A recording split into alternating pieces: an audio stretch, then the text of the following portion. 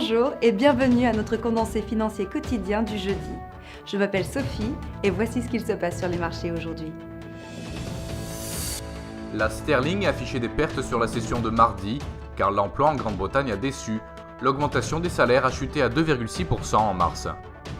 La paire euro-dollar était presque inchangée sur la session de mardi car le PIB préliminaire allemand est arrivé à 0,3%, près de l'estimation à 0,4%.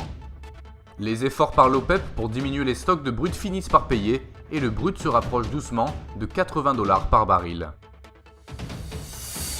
La paire livre-dollar a perdu 0,4% sur la dernière session, le SSI montre un ratio acheteur-vendeur de 1,4. La paire dollarienne a affiché de légers gains sur les deux dernières sessions, en hausse de 0,9%, le SSI montre un ratio vendeur-acheteur de 1,1.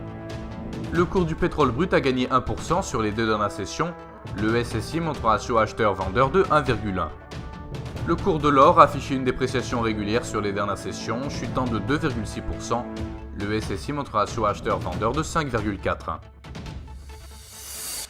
Les demandes initiales au chômage aux États-Unis seront publiées à 12h30 GMT, la production de la construction dans la zone euro à 9h GMT, l'analyse de la Bank of Canada à 14h30 GMT, les renouvellements des inscriptions au chômage aux États-Unis à 12h30 GMT, l'enquête industrielle de la Philadelphia Fed aux États-Unis à 12h30 GMT et les changements sur l'emploi en Australie à 1h30 GMT.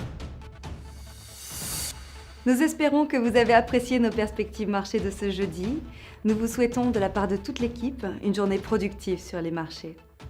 N'oubliez pas de vous connecter demain matin pour les dernières nouvelles et événements des marchés financiers.